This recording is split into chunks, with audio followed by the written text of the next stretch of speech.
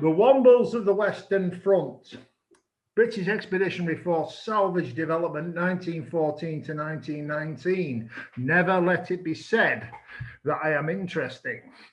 Why do I look at these things? Because of the nature of the First World War. There's been an awful lot of focus over the last, well, to be honest with you, 100 years on battles, on commanders, and on the various arguments and elements of that. First World War was nothing like that. It wasn't really a war of commanders. It wasn't even really a war of soldiers, unless you look at soldiers in terms as workers and laborers. It was a very different kind of war, as I hope to explain to you tonight. Yeah, and I'm hoping to make the recovery of dripping absolutely burningly interesting for you. You have no idea how long it took me to find a picture of Wombles dressed in military uniform. I was after a Tommy. Unfortunately, I couldn't find that. So these are guardsmen. These were actually members of the Guards Machine Gun Division, and they're actually genuine members. Right, the Wombles of the Western Front. My old mentor, professor now, John Bourne, described the First World War as the war of the longest purse. What does that mean?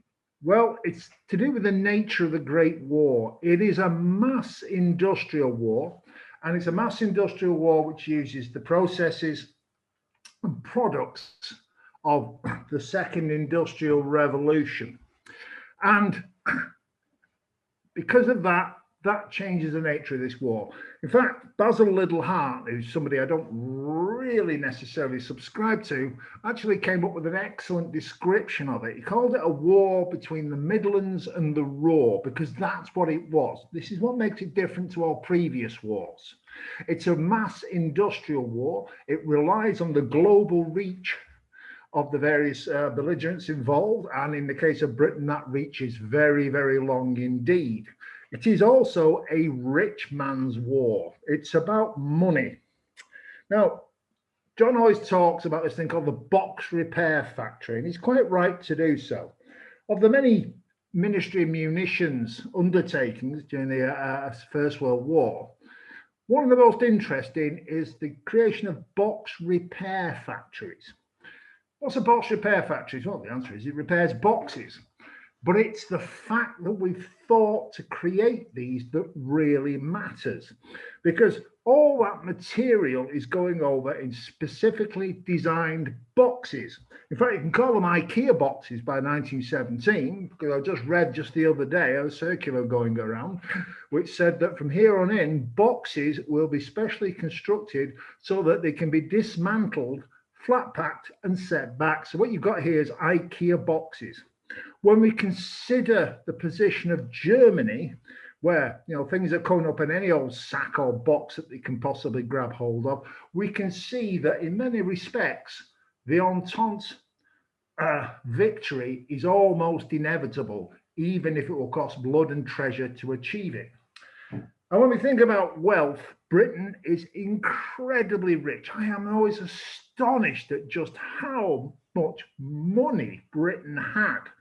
Not me or my ancestors, by the way, who were just all working class people, but we are an incredibly rich nation. It's hard to comprehend today just how wealthy that nation is. And it's hard to comprehend how much control Britain had over global finance. Germany really didn't think this through when they decided to take on Britain, because although we only had a tiny colonial police force of an army, we had the capacity to build something gigantic. And I'll give you some idea of how much Britain was worth and how much we spent on the Great War. I worked this out. It took me some time. I've converted these numbers to, I think it's 2016 when I did this originally. And per day, Britain was spending on the war 1.898 billion. That's 693 billion pounds a year. It kind of knocks the money we spent so far on the COVID-19 problem into something of a cocked hat. And we did that for year after year after year after year. Why is salvage important? Well, the title of this is Reuse, Recycle, Reduce. If we're that rich, why are we bothering? Well, because even though we're wealthy, there are elements that prevent us from applying that in total. And it brings us to the question of why salvage was important at all. If we are so wealthy, if we have so much stuff, if we have so much manufacturing capacity, why do we have to bother with salvage at all? Well, statistics reveal all. In the 4 weeks leading up to the 20th of September 1918, the value of salvage on the Western Front, this is adjusted to 2017 values, was £129 million. That's right, nearly 130 million quid, of which rifles, guns, ammunition, and the like they've been picked up for account for nearly 112 million of this total. The total sales of salvaged boots sold in the UK to private contractors during January 1918 came to £674,000. What this means is salvage is big business, very big business. How much? It's a colossal amount. The total amounts for 1918 home and overseas, excluding military stores, just boots, rags, that's excluding boots, rags, canvas, metals, leather, all the panoply of the military, came to 197 million quid. So when we consider that, we can see it is a huge business. So it's such a big business that in 1918, we actually created Army Waste Products Limited. What was Army Waste Products Limited? Well, it was set up by the Quartermaster General. It had its own board. It had its own directors, deputy directors. It's owned by the Army, but it's run on purely commercial lines. And the idea behind it is to integrate all of these salvage operations that are occurring in a fragmented way into one singular organization. It operated in the UK and France, and one of its specializations was the recovery of waste fats in army camps. There's a lot of people moving through army camps, and therefore they can produce quite a lot of waste. And from that waste, especially the fats, they can recover glycerine, a key component in the production of shells. Indeed, the recovered fats, etc., to the value of £331 million. That's just fats. That's nothing else. That is just fats alone. And they recovered enough glycerine to manufacture explosive charges for 18 million 18-pounder shells. So this is not just some kind of like, a local drive, as it were. It is a big multinational business.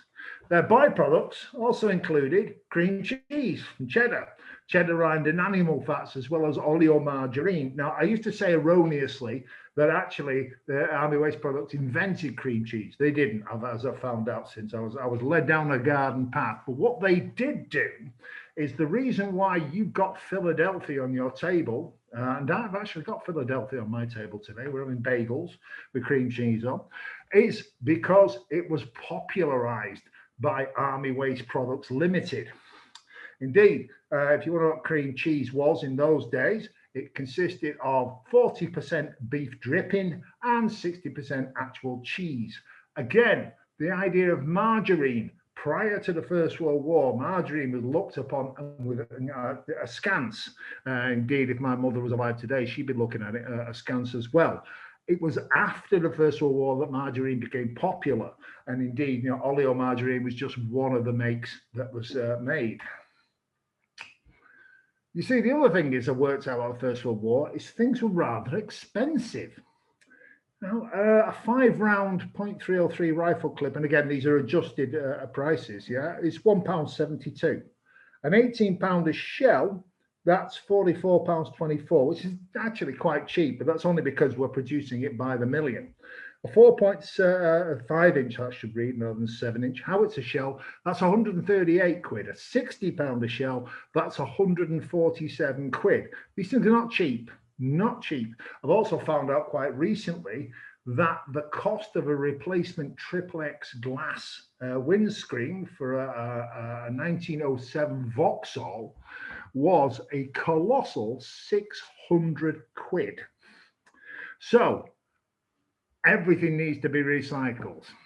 So what did they do? And what did they recycle? Well, the short answer is everything and then some. For example, they recycle tins, they recycle waste paper, glass, scrap iron, wire, solder, brass, leather, rubber, soap, oily rags and waste. Indeed, when it comes to leather, they found out there was a shortage of drive belts for motor transport in 1917. Now, motor transport by 1917 had become absolutely critical to just about everything in the BEF's involved in. And they found out by using worn leather reins from horse wagons that they could actually get around these. And these were actually better than the manufacturers. So we've got soap, oily rags and waste, but there's also the less familiar. In Britain, especially, nutshells and fruit stones collected by children. Why?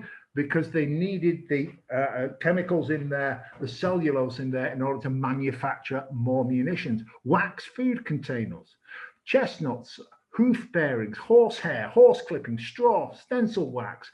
When we think about horse clippings, for example, they were used for palaces, which today we'd call, I suppose, a type of mattress. Yeah, is that, you know, we've got upwards of 2 million animals on the Western Front and they all require clipping. Well, that's an awful lot of horse clippings.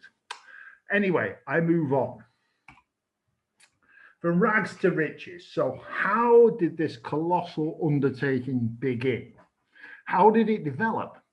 And why did it develop into such a large multi-million-pound business? And who was involved in it? How did it work? Yeah, there's a photograph there, just giving you some idea. These are British troops who are stacking salvaged Lee Enfield rifles at Avonlea in September 1916. Now, we can see them there. A lot of them are very mucky, but they're all pretty new rifles, them, and they're not cheap to make.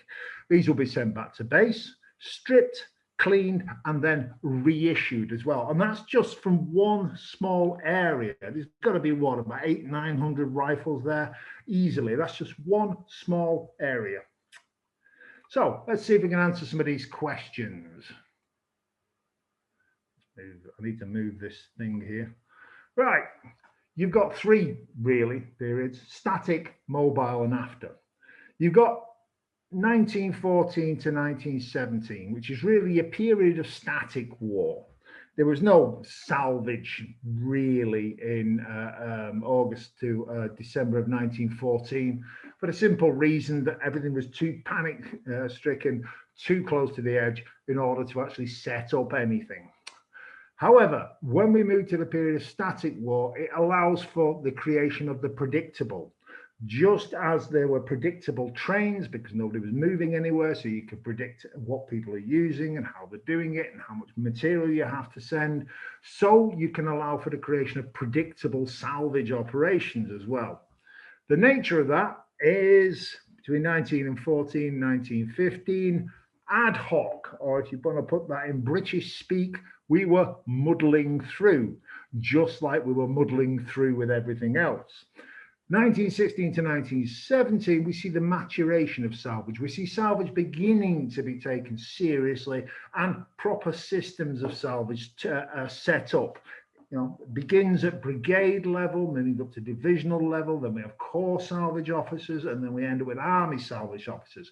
But it's 1918 that we see the creation of an integrated salvage system, which is represented at the national and also GHQ level. We appoint a controller of salvage at GHQ, along with many other controllers. So that's quite a remarkable achievement, and it gives you some idea of the burgeoning importance of this.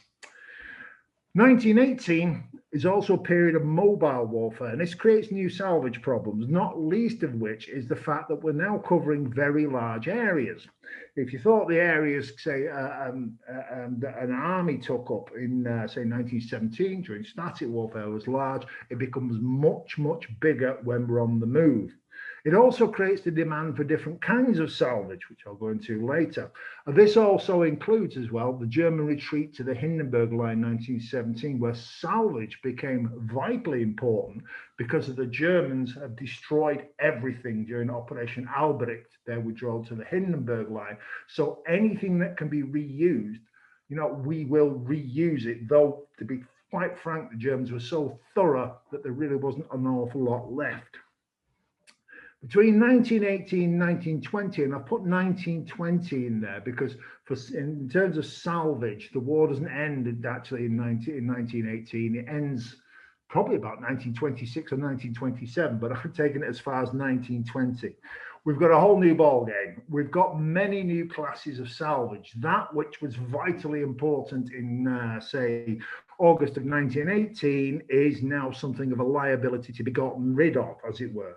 So we've got many new classes of salvage. We've also got the issue of battlefield clearance, as well as a declining workforce, because ultimately, no matter how much you set up a system of salvage, it is the poor bloody infantry who will be required to actually go and pick that stuff up, put it on a train or put it into a motor transport or into a general service wagon and bring it back and then sort it and so on and so forth. Well, of course, yeah, we're demobilizing. So we have a very much a declining workforce. We've got a photograph here, yeah. Salvage just doesn't include the army itself. It also includes the inhabitants of France and Flanders. For example, there's a picture here from taken on 15th of January 1919, where the inhabitants of Lens are salvaging furniture from the ruins themselves.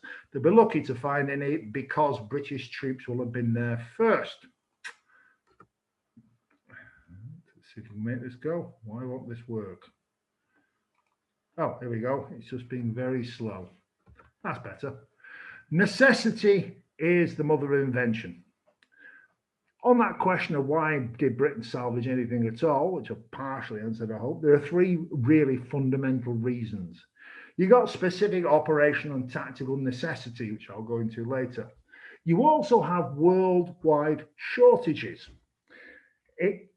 In our modern age, we're not used to shortages. Indeed, COVID, I think, has given us a bit of a heads up that things actually can be in short supply. But, worldwide shortages during this war were actually quite common. Worldwide shortages of copper, of steel, of innumerable primary materials that were used for the war itself. And also we have the issue of shipping. Now, shipping isn't something that really features in study of the First World War, unfortunately, or fortunately, because I presume it's rather dull, but it's something far more important than just, say, for example, Germany's resumption of U-boat warfare in 1917. There is an overall lack of shipping. Britain relies on shipping. We control most of the merchant fleet of the globe, but we simply do not have enough. You might think that, say, a fleet of 15 or 20 or 30,000 ships is a big thing. It is, but when you need 40,000 or 50,000, it's not such a big thing at all. On top of that, we have the entry of the United States of America into the war in 1917. Now, although it seems like a good idea from a logistics point of view, and that's what shipping is, it's a transport mode, it's a big problem because the first thing the Americans did was they ended all their contracts when it came to shipping, as well as all the manufacturing of shipping as well. They were big shipbuilders in the United States. They cancelled all those contracts because they were going to need them for their own people. This threw us into a major problem. So throughout, especially 1917 and 1918, we have a major problem with shipping. We simply have to economize as much as we possibly can. And one of the ways of economizing is to do things in-house. If you can make a shell or refurbish a shell rather, or refurbish a rifle that doesn't have to come from the United States or from wherever, whose components, such as the copper driving band, don't have to come from Chile, then you are saving shipping as well, which releases it for other more important things. Muddling through the great British way of doing everything and anything. 1914 to 1915, early days, shall we say. The BEF is short of everything. Men, it's got no artillery, it's got no helmets, it's got no shells, it's got nothing. Why? It's a small colonial police force in effect. You know, we were really designed just to show willing in 1914, or rather in the event of a war. You know, our real power came from the Navy, and that's where we were going to apply it. Our actual ground power, our boots on the ground, was meant to be nothing more than a token thing. Quite quickly, we see that those illusions are stripped away. And in a way, picture we got here of the infamous jam tin. Let me just see if I can move this. We've got, I think it's meat and veg ration tin there. The jam tin grenade illustrates this problem perfectly. The only grenade that's available to the British Expeditionary Force is obsolete, it's incredibly expensive, and it's a mid-19th century grenade of which very, very few are available. So the troops, under pressure of the circumstances they're in, like I said, necessity is the mother of invention. They began to create their own, made from gun cotton, a basic fuse, and jam tins. Jam tins became quite important. They were also important, as the lines began to solidify, to place on wire as a warning so that they rattled whenever if the enemy tried to create their way through. So jam tins and meat tins and condensed milk, etc., were something of a premium, and they used to organize competitions to see how many they could actually collect. So the troops begin to collect these themselves. So in a way, salvage on the Western Front begins with just ordinary Tommy thinking, I need something, and I can use this bit of stuff here, and I can use that there in order to make this grenade. I think one of the best examples I've come across of salvage, I actually came across in the diary of the Second Army workshops, mechanical transport workshops in March 1917, because they were found to be in unauthorized possession of a motor car. Now, you really don't want to be found in unauthorized possession of a motor car. It really annoys the system. And yes, they will try and track down one motor car. However, it transpired that Second Army Workshop, who needed a motor car, but there was no actual motor car on their table of what's the word I'm after now, mobilization. What they did was they built it entirely from scrap. And they did it in scrap. That's how they made the body and the seats, so on and so forth. And then they took a beyond economical repair chassis and engine that they found behind Mount Kemmel in 1915. So this thing was originally built in 1915 and they've been used ever since, until things were beginning to become more rationalized in 1917, when it was spotted by the Second Army DDS&T, who said, why have you got this? Intervention from the chief engineer of Second Army. Everything was explained. Department of Transport turned around and said, okay, it doesn't exist, this vehicle, so you can keep it. There you go. So that's how you did it. So we see there, no, it isn't just jam tin grenades. It's things like immediately needing a motor vehicle. They needed one in order to get around. Yeah. So they simply built one themselves from salvage.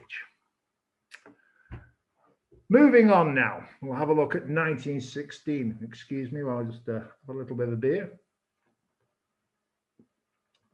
Now, by 1916, everything had changed.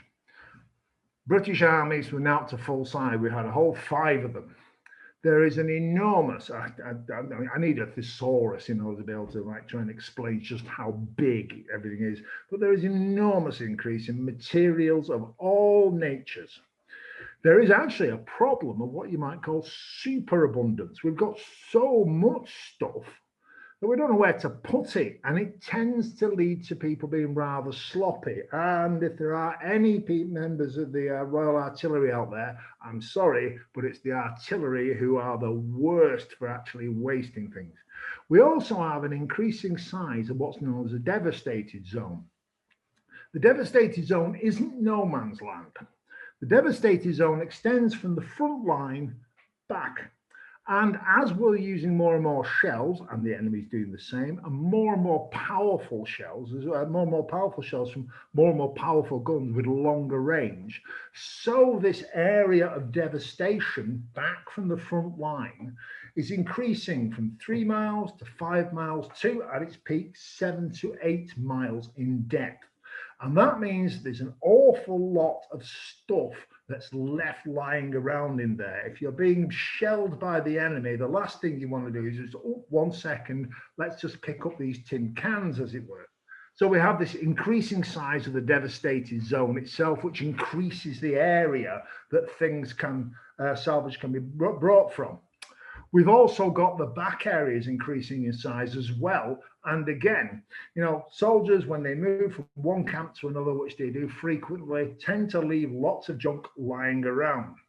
So it leads to something of a paradox, this. There's tons and tons and tons more material lying around, but because of the increase in this devastated zone and the inability to navigate it, with, say, for example, motor transport and having to move your railheads further and further back, it means there's an increasing difficulty in supplying material locally. I'm sure all of you have, you know, read a memoir or something like that of soldiers having shortages of things at the front, when in fact, just a few miles behind them, there are vast warehouses full of stuff. It's just simply they can't get it to them because of this increase in size of the devastating zone. And also, with the stone being devastated, the demand for material for continually building, you know, is skyrocketing both on the front and at home. If you consider, for example, what's required to build, let me see, I'm trying to pick something, accommodation for 10 men from, let's say, an 8-inch howitzer battery. That requires a grand total of 300 tons of material to provide them with shell-proof accommodation. That's one crew for one gun. That doesn't include ammunition and where it's required to be stored. It doesn't include the gun position. It requires a huge amount. And it's not just 300 tons of stuff, it's 300 tons of specific stuff: sand, concrete, steel, iron, fascines, timber, all of this. And we are starting to go through the forests, etc., at an enormously quick rate. So it becomes increasingly important that we try and retrieve as much as we can, because demand is going up for everything. Organising salvage. As I said before, the initial response to salvage from the British was muddled through. I've no doubt the Germans had a spectacularly well-organised organisation that actually wasn't very good, but very well organised. Now, the first salvage operations grew out of ad hoc measures adopted by divisions and services. That might be ordnance people, engineers, army service corps, etc., etc. A perfect example of that was, again, the jam tin bomb, or the actual, you know, creation of a motor car or bits of scrap, etc., etc. Divisions then begin to appoint their own salvage officers. Now, usually, these are what you might call derelicts. At the officer level, they're those officers that are never going to achieve anything that every commander of whatever level is glad to get rid of. Also, you've got a number of derelicts in there, you know, poor old Tommy. Yeah. And so they start, it's a place where you could offload your useless troops to, yeah. So they create their own salvage officers and their own dumps, and they usually staff with these derelicts. Then the orders start coming through, and these, you can find them in standing orders, in routine orders, just about anywhere in any unit at any time. Troops are required to bring back a salved item from the trenches. That could be a rifle, it could be a magazine, especially that was needed certainly throughout 1916, 1917, were Lewis gun drums. You know, one of the things, they're actually quite a complicated device, and, you know, they're actually worth quite a lot of money, and they're difficult to manufacture. So bringing Lewis gun drum back was, you know, was quite a triumph. So small salvage dumps were everywhere, and sandbags for small items were hung up in trenches, rest areas, etc., etc. And then the salvage people would come and collect them. And we see some photographs here, for example.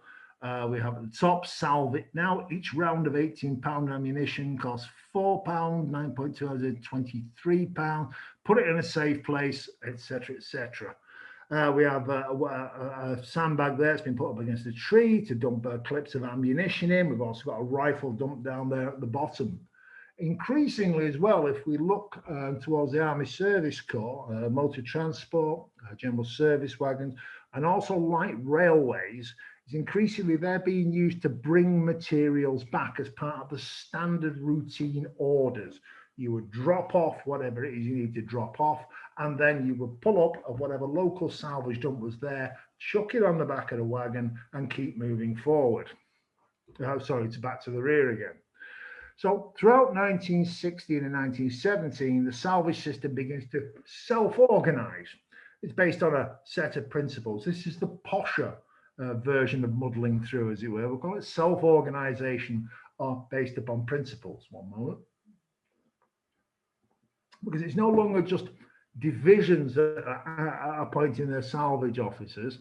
Corps and Army are starting to appoint their own salvage officers as well, again on an ad hoc basis. Not every single one does it, but increasingly we can see a system beginning to develop. And we also see a distinction being made between salvage in the forward areas, salvage in camps and billets, and salvage in base areas. Base areas really means like the ports areas there. So although salvage had no transport of its own, as I mentioned before, all returning transport, empties, were now filled with salvage. So certainly by June of 1917, it is pretty much standard that returning men, returning vehicles bring back something for salvage. Most, certainly all the armies and most of the corps have their own actual salvage operations.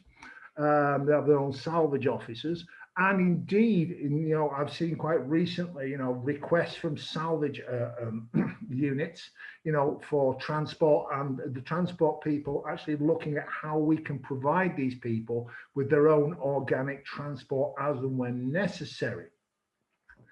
Now, to get otherwise tired infantry involved, because you don't want to sit there picking stuff up and carrying it back. In fact, the last thing you want to be is carrying it back. They use competitions, and the best way to get a competition out of the British soldiers is to tell them that the regiment next door has collected more than them. They will immediately begin to collect everything themselves. And then you say to the Canadians, the Australians are getting more stuff than you are. Immediately the Canadians will go.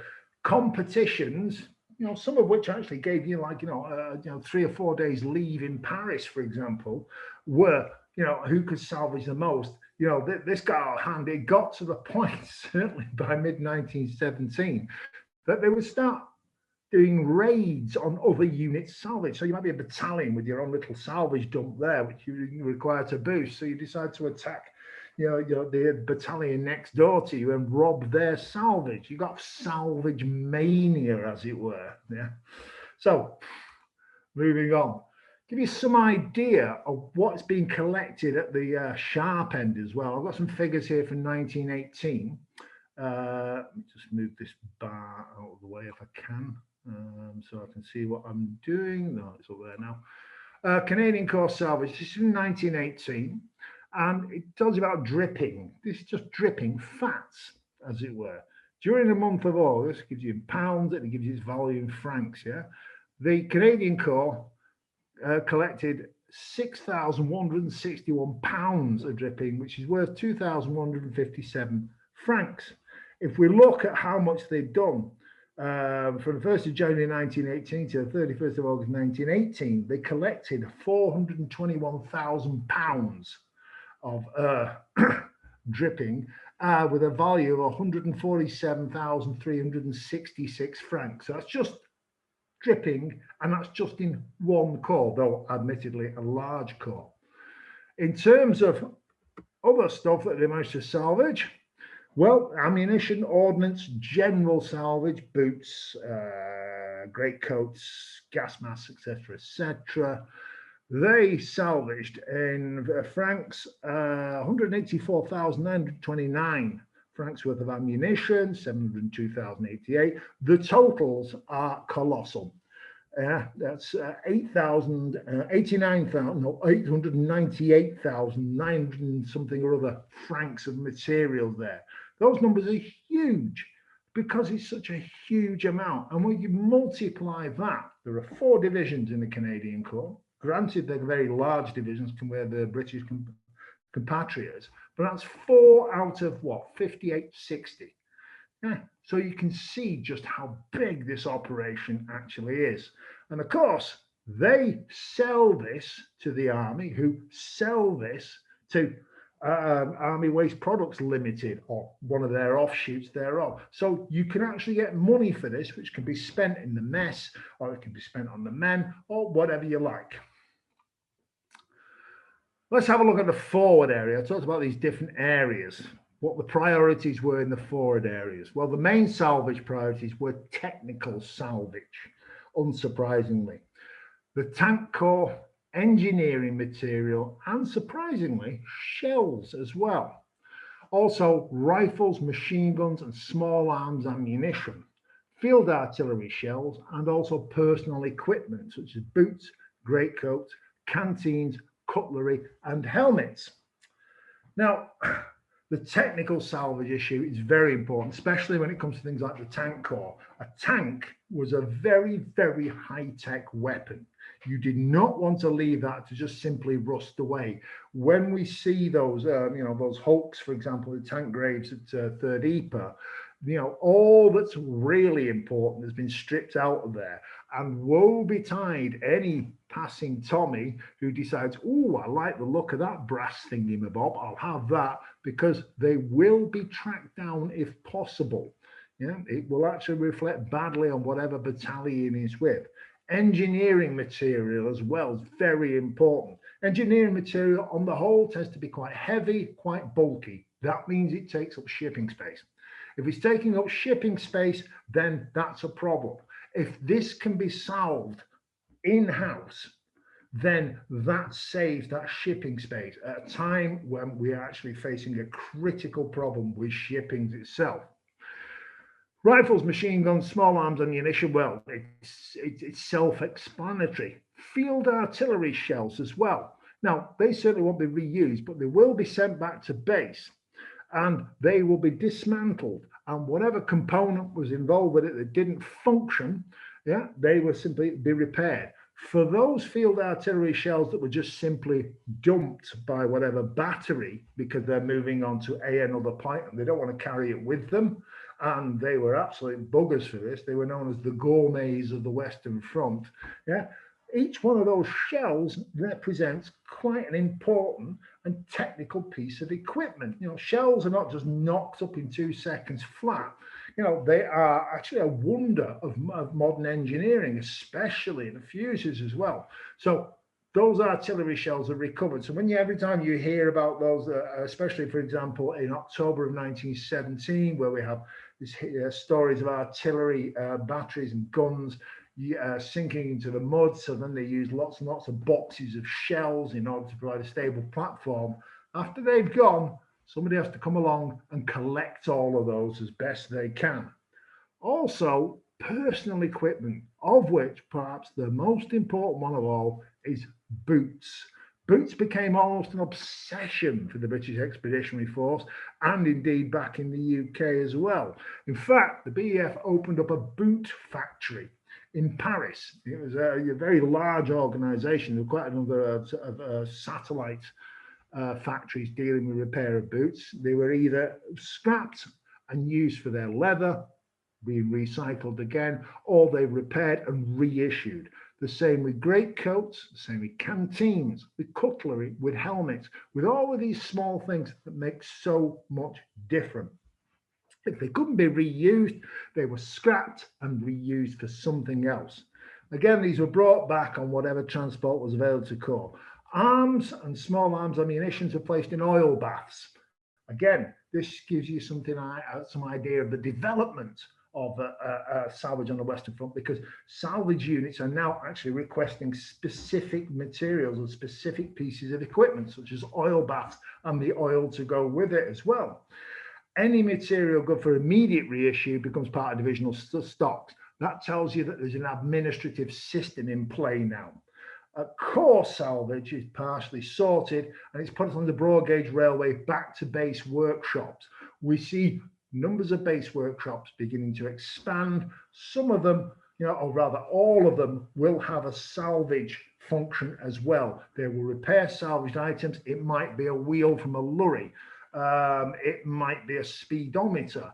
It might be, say, a dented Lewis gun magazine or something like that, but they'll be repaired back at the base workshops, and then they'll go back into the system for reissuing. Because remember, every single time that you take 1 pound or if you like, 1 ton of material and reuse it, that is space and weight saved on a ship. Base areas. The base areas salvage was further sorted into salvage for repair and reissue. Scrap that could not be dealt with in France or Flanders, which was sent to the UK, and non-valuable scrap material for local sale. We forget there was a big market locally for all sorts of scrap material from the Belgians and for the French as well. The British Expeditionary Force, they set up workshops and entire factories. I've already told you about Paris and the boot factory. I believe it actually employed something in the region between 8,000 and 10,000 French women in repairing boots. So this principle has now become solid at this time. Yeah? If it can be repaired or reissued in country, then it was. And everything you can imagine was dealt with. At one extreme, we've got a photograph here, which those who are squeamish look away. It is the carcass economizer detachment of the Army Veterinary Corps. And we've got soldiers here working at the tanks for obtaining fat from dead horses and boiling down their bones, which are then used for many things. When I say they're salvaging everything, I mean they're salvaging everything.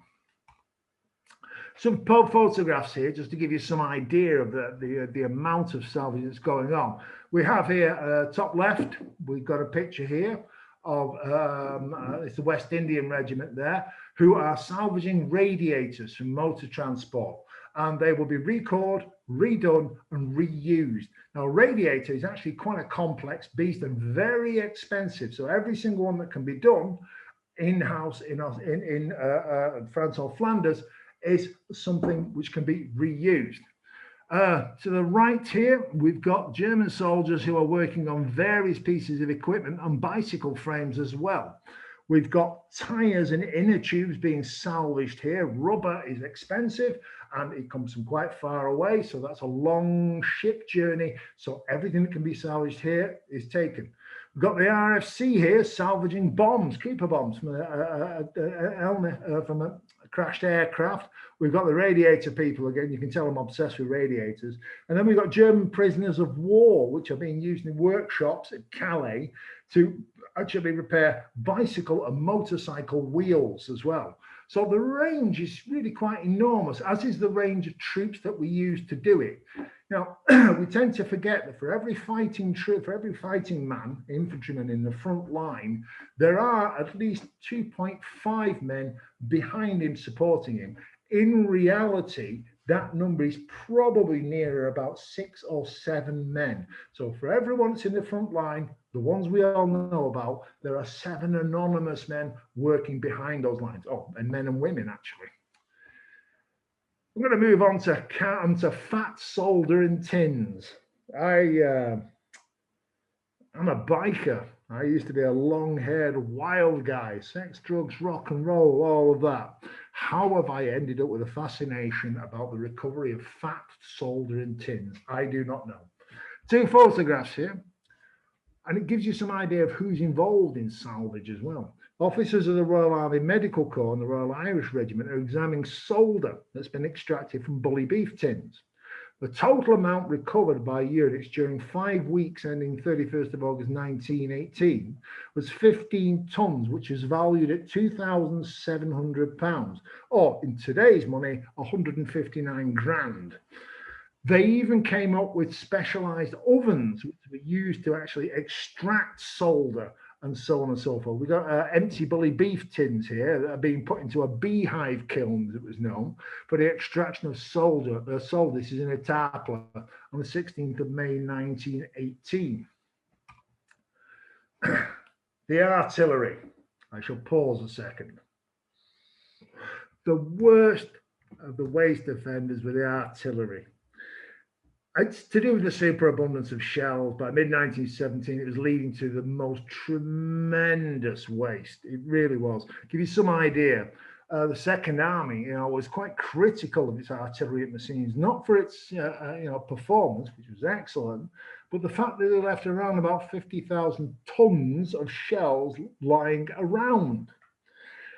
The changing nature of war, the huge increase in the use of artillery, the changing nature of the war conditions, the shortage of shipping meant this simply could not go on. I mean, I could have plastered the next 10 slides with pictures of ammunition just left lying around by the artillery. One of the worst things they could do was to leave behind the actual cartridge case for 18 pounders as well, because that's brass, and brass is really, really quite important. Oops, I've overshot there one. So let's just have a look at this here. Salvage grows up. The impetus to sell everything possible becomes acute by the end of 1917.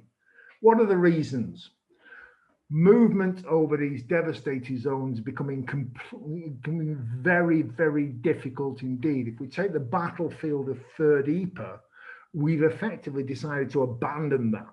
And when the Germans attack in April of 1918, it becomes a barrier to them. They cannot get over this zone of devastation that we've left behind.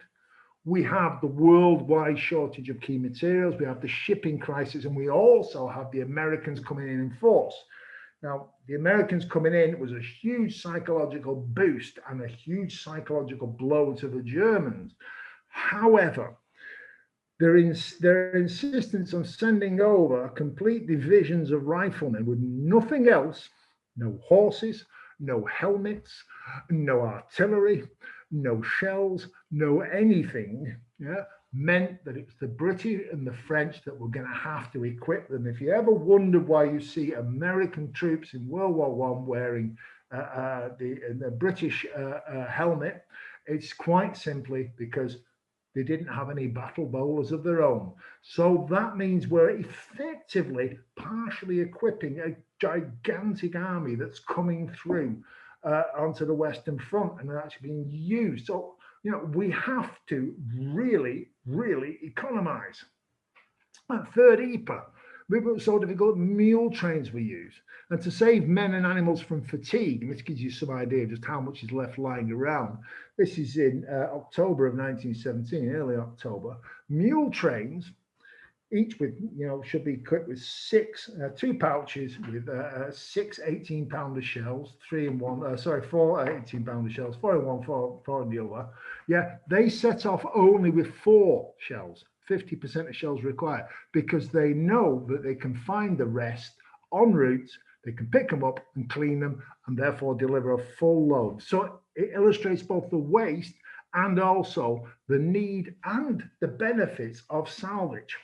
You can cut your carrying requirements by 50% simply by picking stuff up. The lack of raw materials in the United Kingdom sees the creation, as I said, the National Salvage Council, of which the Army Waste Products Limited is part of it. And this now requires the BEF to organise its salvage properly, from the very top down at GHQ all the way down. Now, as I've said before, they appointed a control of salvage at GHQ. There was another one in UK as well. There was also one in Salonika. There was another in Mediterranean, etc., etc., etc. This chap here is Brigadier General E. Gibb. And with that proper representation at Army, Corps and divisions, he now has clout. He's got his own staff. It's not enough, but he does have a staff. He has representation of a type at the highest levels, and he can now use labor companies, Chinese, Burmese, etc., and divisional employment companies, which consists really of soldiers who are waiting to be actually sent off to their particular divisions, and they can be used as well. The BEF sets up more processing factories in France and Flanders itself. We tend to forget that the biggest operation in this part of France and Flanders is the BEF. So they become the biggest local employers as well. They have enormous numbers of factories. Some of them are no bigger than the shed, but some of them are actually factory sized. The range of materials salved is expanded dramatically, and it's also integrated with UK salvage operation. We've got a picture here of a British soldier who's salvaging zinc in the ruins of Bethune in 16th of July 1918. Excuse me. That's because zinc is in very, very much short supply, and the zinc is used in so much you wouldn't believe it. So every time that you can salvage this here, that piece of zinc will actually end up probably going back to the United Kingdom and being used in the manufacture of innumerable different items. Let me just double check this. Okay, we now move to the final phase, which is salvage in a mobile war.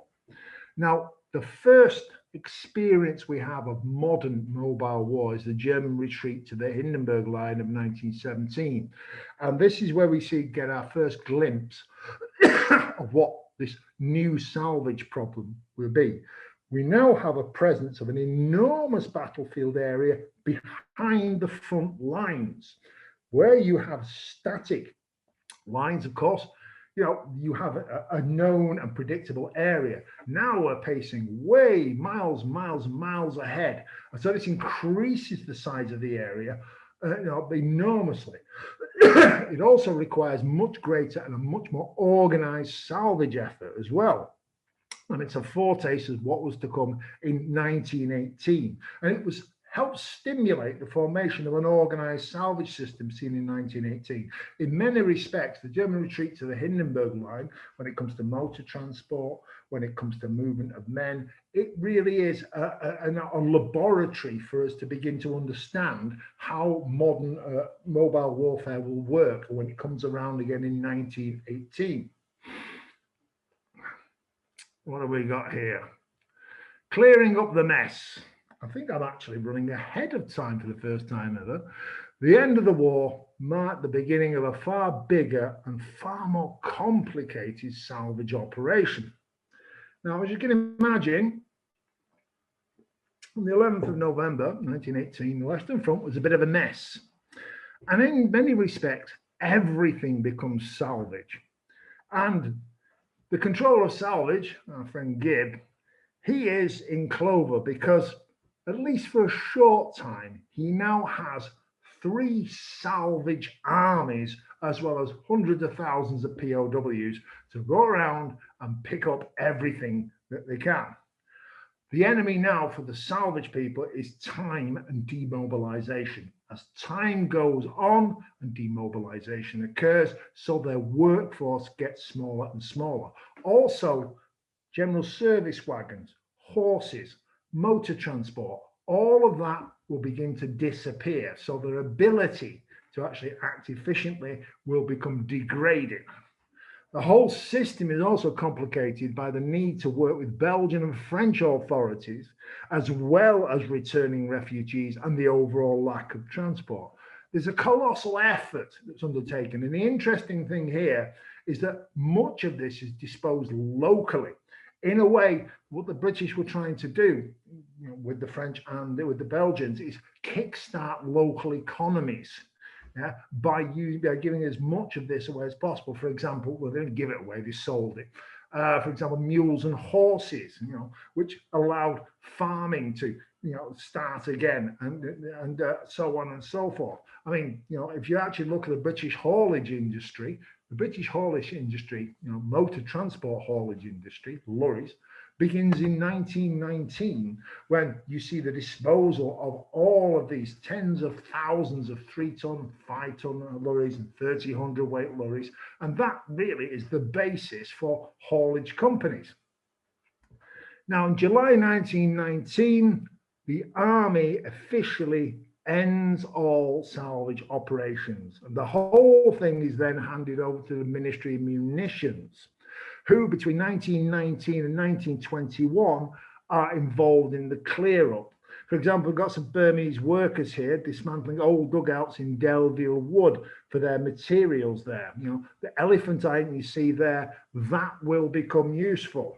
So it's in 1921 that the clear-up officially ends. As we know, the clear-up will probably never end, as it were. So, moving on. And still it goes on. Never underestimate the imagination and ability of ordinary people to use things and turn them to different functions. We've got two photographs here, which is almost classic Flanders shot here.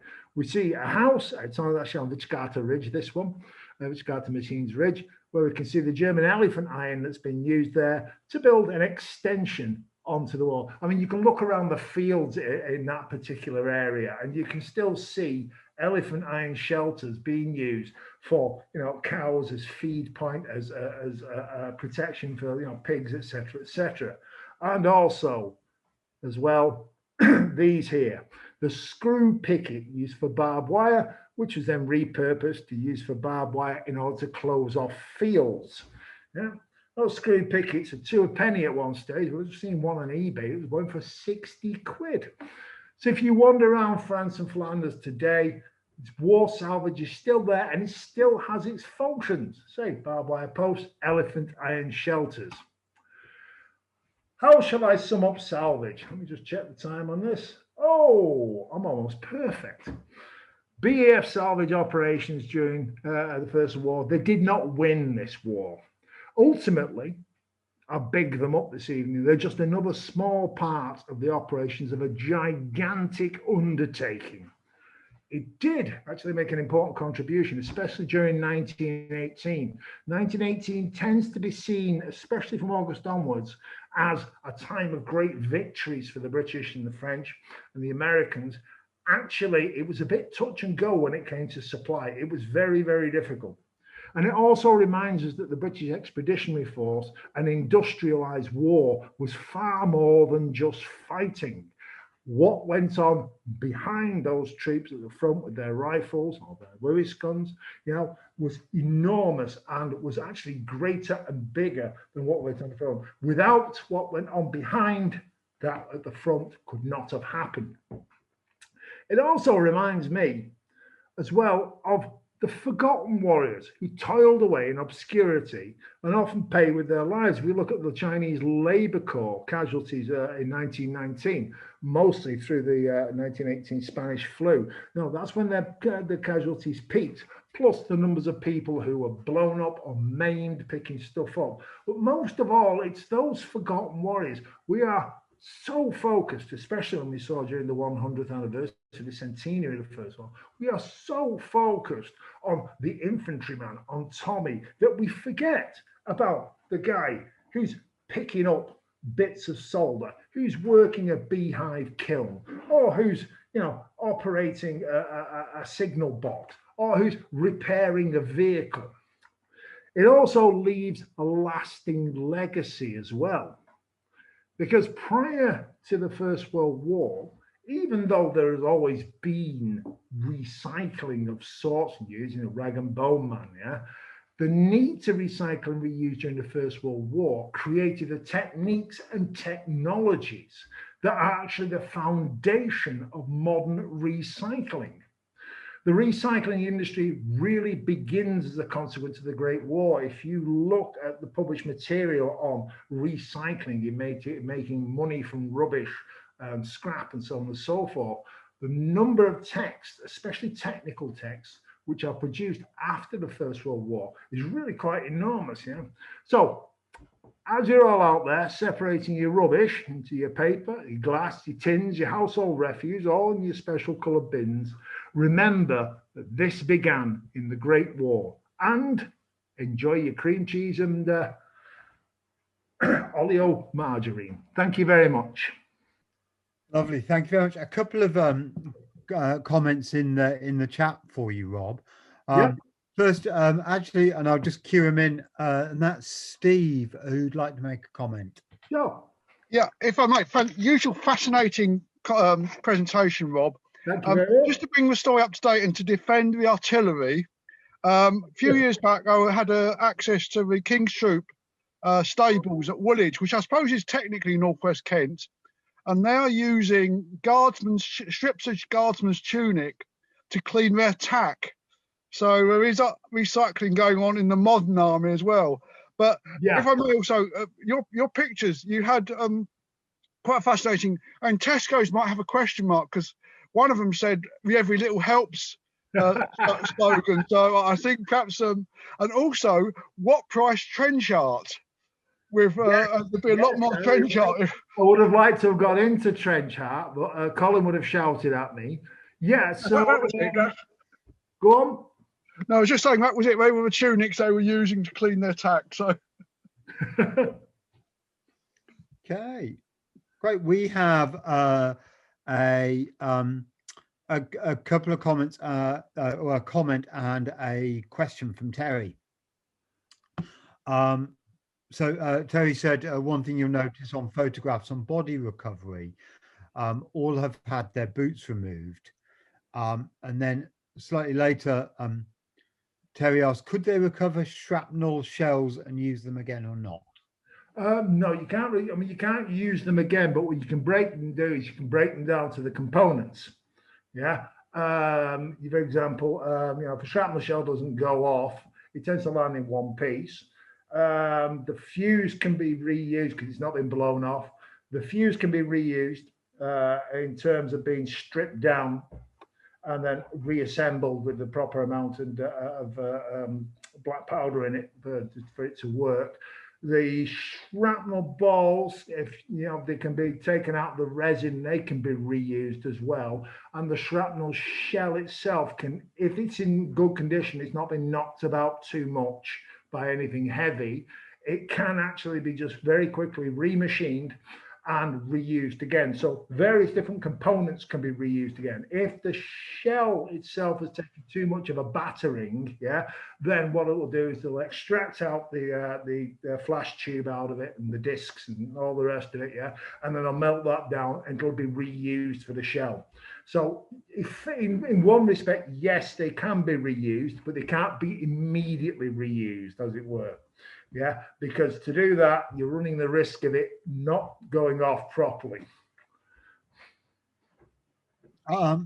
Lovely, thank you. And we've got a question from Sarah Helen Snow as well. As we all know, there are still regular collections of shells, etc., on the Somme. When did the local authorities take over the collection of that material? About 1926, so there it was. It wasn't so much the local authorities that took over it as just locals themselves. For example, a good friend of mine, his grandfather, he was a young man in the 1920s, and he lived in just near Langemark, and they were having a very, very hard time in terms of in terms of earning any money. So one of the best money earners they got was taking the driving bands and and wherever possible the brass fuses off shells themselves. It was dangerous work. He was, he was about 19 at the time, this chap. But that became a very, very important. So in a way, the salvage and clear up begins to sort itself out. I mean, if you look at, for example, a lot of the accommodation around Ypres in 1919, 1920, before the local authorities are set up and ready to start working themselves, are just locals who've taken things like, tin cans, flattened them out and made their own huts for which to live in, or which to sell their goods from, so on and so forth. So it begins, in a way, it's a kind of rerun of what the BEF did. They start by just ordinary, people just picking stuff up and using it. Yeah, repurposing it. I like the term repurposing it. Yeah, and then by about 1925, 1926, when we have good local governance involved, then we see that being taken over, at this higher level. So local authorities begin to get involved about 1924, 1925, 1926. Thank you. I hope your friend kept all his fingers. Yes, he did. But I mean, apparently, he had a couple of people who were just blown to pieces because, of course, excuse me, that's the alarm that Colin told me to set. Because the most prized ones were the copper driving bands from the biggest shells, and of course, if they go off, then you're in big trouble, as it were. Big bits. Yeah. Right. I've got another comment from Kit Reed, which is, which app do you use for converting 1914-18 prices? Oh, I just go on to, I can't remember which one it was now, to tell you the truth. I went to the internet and I said I needed historical exchange rates, and then that gave me lots of stuff from the Dow Jones index, etc., etc. I wasn't even vaguely interested in. But I did find one. I do know that the National Archives has one as well. I've used that one before, but there's quite a number of out there because they tend to be quite variable, in terms of like what the actual exchange rates were. Because remember that financially, 14 to 18 was quite a volatile time. The pound and the franc are going up and down all over the place. So it's actually, that £5 in 1916 in June might be very different when it gets to July or August. So it's a case of hunting around and then doing comparatives. That's what I came up with in order to get some kind of reasonable average, which is more or less spot. Adam just made a comment saying that the Bank of England provide a free service. There you go, Bank of England. There you go. Another note here from William Bentley. Salvage and recovery of German weapons and equipment. Were any reconditioned weapons supplied to other Allied armies or re-employed by the British Army themselves? Oh, yes, definitely. I mean, actually, it was just an interesting discussion about this quite recently, and there's some film of British troops in 1918, and they're marching down the road, and about 2 or 3 of them are carrying German light machine guns, the Maxim 0815. And they've been taught to use those. So yes, they will use whatever they can. It is part of standard standing orders that you use whatever you can. And at the end of the day, barbed wire is barbed wire is barbed wire. And so if you can use the German one, then you'll use it. So yeah, there's an awful lot of salvaging of each of the equipments going on. The Germans were exactly the same as well. I mean, like in 1918, in some circumstances, they used, British artillery and then salved British shells in order to fire that artillery at us. So yes, there was. I mean, it's, especially when it comes to engineering materials. In 1918, when we get to around about September, after September the 29th, so we're into October there. The Royal Engineers are relying on captured German dumps in order to provide timber, steel, sand, concrete, etc., etc., etc. Right. Another question from Steve. Slide from the Canadian Corps showed 25% deduction in values. Do you know what that was for? Yeah, it's because it's second-hand. And also there's a processing cost as well. So effectively, the Canadian Corps would sell their fat or their rifles or whatever to Army Waste Products Limited or the various other BEF arms of this. And for processing this, they would knock off 25%. It's basically, it's because it's second-hand kit, as it were. So it has a standard 25% of value knocked off when it comes to the accounting. If you want to look at the biggest files of all, have a look at the accounting files held at the War Office for the First World War. They make the divisional or army files, the war diary files, look absolutely tiny. And you'd be astonished at just how much they track the pounds and especially the pennies as well. Lovely. Any other questions from anybody else? Hey, Andy. No more questions, is that it? I think You covered everything. I tried to. Rob, maybe I can hit you with one question. Go what you're sharing. Timber, you talked about boxes being salvaged, Yeah. but cases for ammunition, weren't they also useful to the troops as firewood? Yes. How did they were. manage that? And there is a constant war going on. You've got, especially at junior officer level, they tend to be quite, understandably looking after their troops. So they'll use it for firewood, yeah. But there are, above and beyond that, ordnance people, senior motor transport officers, Army Service Corps personnel, etc., as well as more senior, say, battalion level major, major lieutenant colonel, who will get on their case about this. Yeah, so there's a constant war going on. Yeah, I mean, if you were collared by the wrong person, smashing up a packing case, you are in trouble, as it were. So yeah, there's a constant war going on because there's the BEF and the box factories back home, and they're specifically designing these things. That they're as light as they possibly can be. They're a specific size so that they can fit in specific types of vehicles, so on. So it's an amazing thing, yeah. And then they think, right, okay, then we now have to come to a system whereby you can lever out that nail without splitting the wood. So therefore, each part will then fold into each other, etc., etc. So it's a constant war going on, as it were. It's a bit like any works, anywhere. If you can get away with it, the guy at the bottom can get away with it. He will do. Yeah. I've filled in timesheets and went, yeah, of course, I turned up at 8 o'clock. Yeah, definitely. Yeah. Thanks, Rob. Okay. Just another question come through from Anthony Pontifex.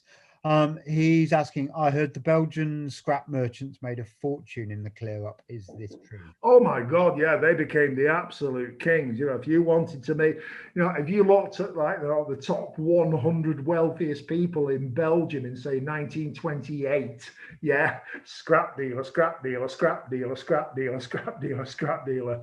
Yeah, I mean they were. It was a huge industry. You think about, you walk around anywhere in, say, Belgium or indeed in France now, you can walk 10 meters and if you're on the front line, you can go, there's a shell, there's a shell, there's a bit of shrapnel. Imagine what the situation was in, say, 1922. It was cornucopia of stuff, yeah? All it required was somebody with a bit of capital to set themselves up, grab themselves a couple of ex-army lorries, or some ex-army GS wagons and horses, and you're in business. There was actually a worldwide shortage of scrap in the mid-20s. So yeah, it was perfect. Yeah, so yeah, they made a huge amount of money, as it were. Great. Any other questions from anybody else? Colin. Okay, well, that's remarkable, Rob. You're a minute early finishing. I never thought I'd see the day. That'd be better. But you pack so much stuff in, as always, in a very clear, concise manner, and I'm converted to recycling now. That was brilliant, as always. So you are Bob the Builder. Yeah, really nice that we could come to you rather than you had to track down to us, which is great. I've no doubt that we'll get Rob back sooner rather than later. I've missed that chippy just across from the. Just the chip shop across the road. Yeah. But anyway, great to see you looking well as well, Rob. Thank you very much indeed. I've thoroughly enjoyed myself. Been a great audience. Anyway, thumbs up for that one. Okay, thank you very much indeed. Just obviously, we'll keep in touch with people about future talks, and just to say, next month we got Elsie and Mary Eagles for War, which is by Diane Atkinson. And that's a very interesting story, and I'll give a few more details on it when we do the plug for it. And coming up, booking up quite a few things now. We got new talks by Christina Holstein, and also Clive Harris is going to do a brand new talk for us. So a few things coming up. So we'll keep in touch. Thanks again for everybody turning out tonight. Really good to see lots of people again. Some familiar faces, but also some new ones. So we'll keep in touch with everyone, and look forward to seeing you next month. And Rob, see you soon. Cheers. Bye. Thank you very much. See you. Thank you. Thank you. Thank you. Thank you. See ya. Bye. Thank you. Ta-ra. Bye. Bye. Oh, wow. Thank you for Wow. including me. I'll see y'all. Right. Okay. I'll end the meeting. Thanks very much, everyone. Mademoiselle from Armentières, parlez-vous. Mademoiselle from Armentières,